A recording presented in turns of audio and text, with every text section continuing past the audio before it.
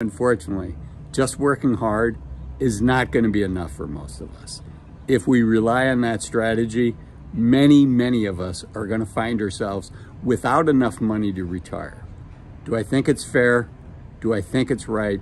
No, I definitely do not.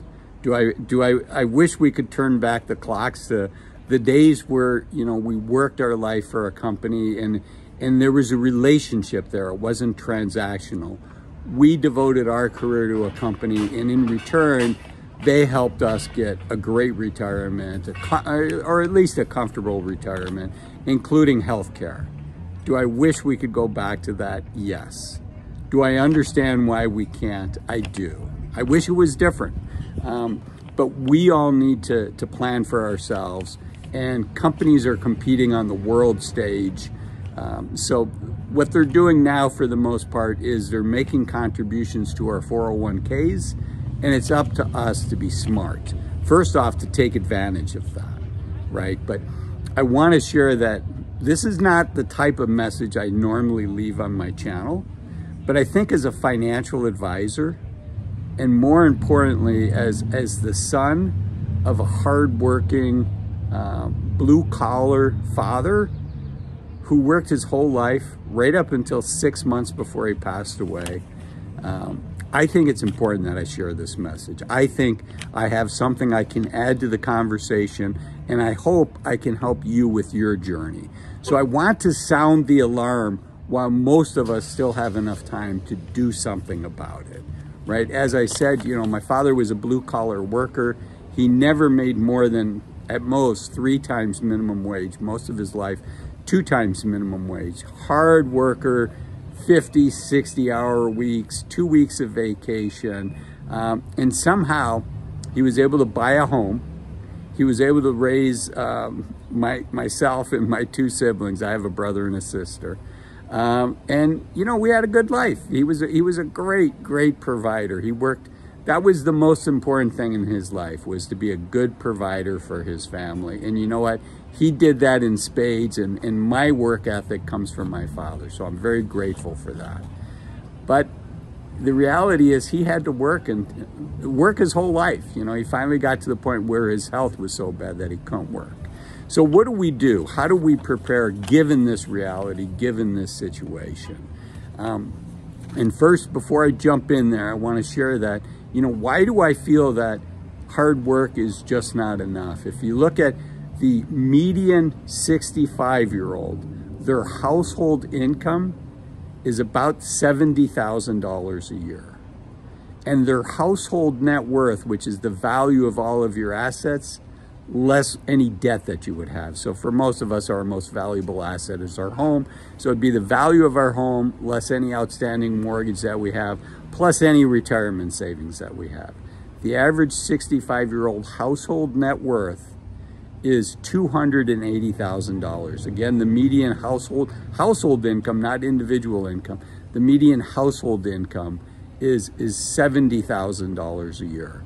And that's for people that are working. So the average 65-year-old has saved up 4 times their salary. And, it's just not enough. And I think if we stay on autopilot, that's what we're going to get. And I don't want that for you. So how do we get out of autopilot? Because autopilot, 280,000, if you use the rule of 4%, you basically get $12,000 a year, actually a little bit less. So let's call it $1,000 a month. And the average Social Security check, according to the Social Security Administration in the United States, is $1,800. So the average 65-year-old using the 4% rule is going to get $1,000 a month from their savings, and they're going to get $1,800 a month from Social Security. That's going to be $2,800 a month to live off of. Is that enough for your bare necessities? I think so. It depends on where you live. In New York City, no. In San Francisco, no. But it's not going to give you a lot of comfort. So I think I want to begin with the end in mind. And the end in mind is we want to do better than that if we can, right? Some of us won't be able to, and you just do the best that you can. And we as humans are adaptable. Okay, enough said. Let's talk about what do you do. Okay, the very first thing is I think you have to have a goal. Again, just being on autopilot is not enough. So if you don't have a goal, and specifically a savings goal, if you don't have a savings goal, let me give you one.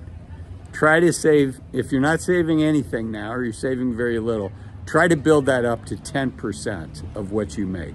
10% of gross. You know, people ask, is it gross, is it net? Try to save as much as you can, but as a first step, try to save 10%. And if your company offers a 401k match, think about putting your, well, I'll just say it. I think you should do that. That's free money if you stay there for the period of time it takes to vest that money.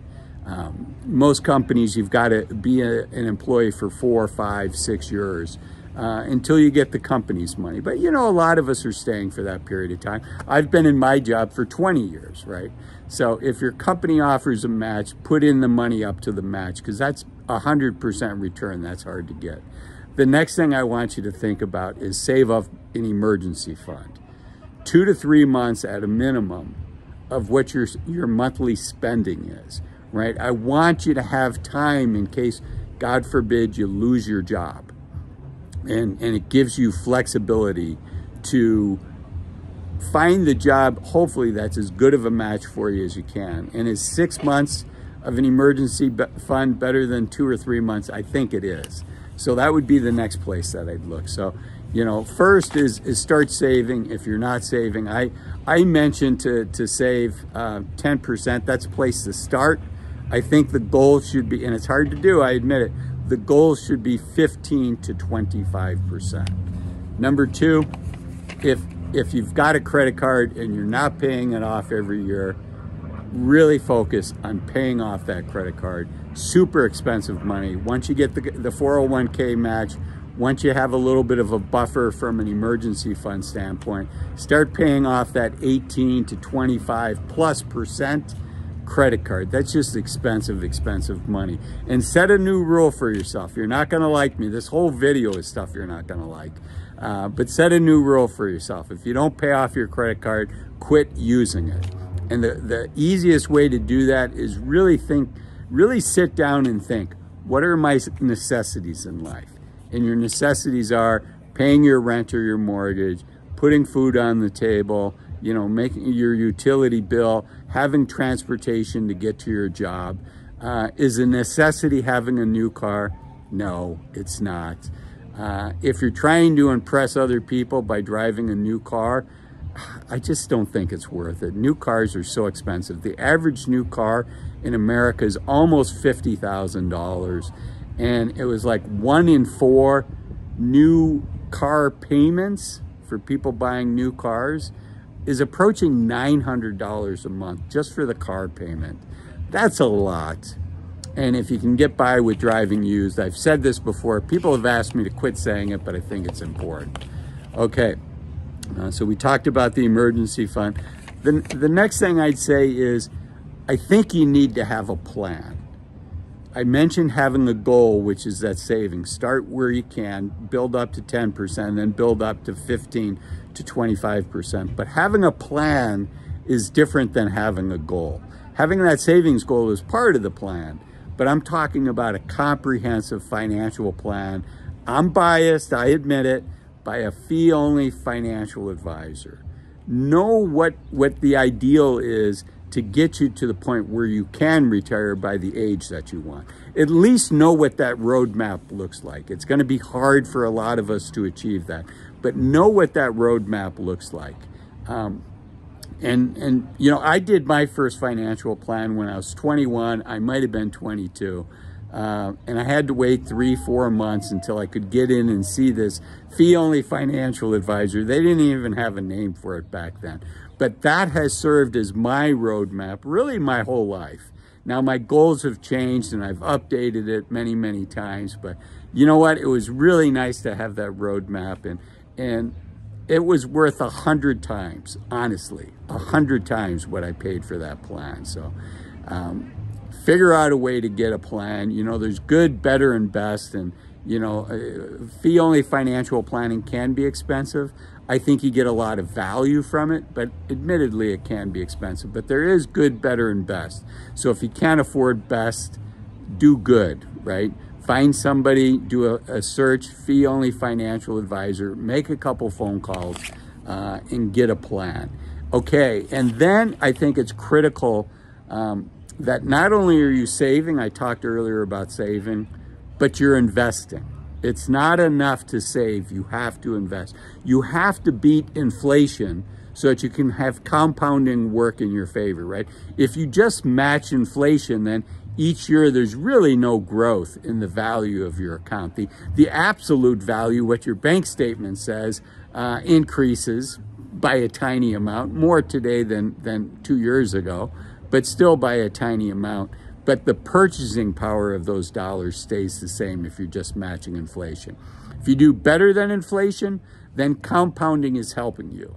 And over time, you'll be surprised. It won't be that long until your money is working harder for you and is adding more over time to your account than you're putting in. And that's what I want for you.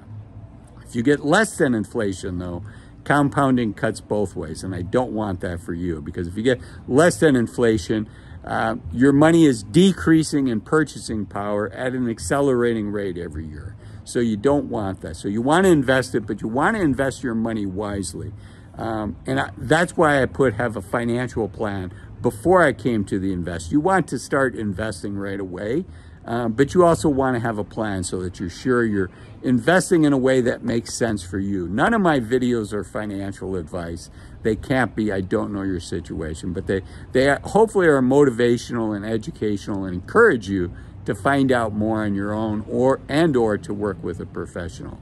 If you found today's video helpful, I hope you'll watch this video up here that talks about the average income for retirees, and this video down here that talks about 5 reasons to retire as soon as you can. Thanks for watching. Bye-bye.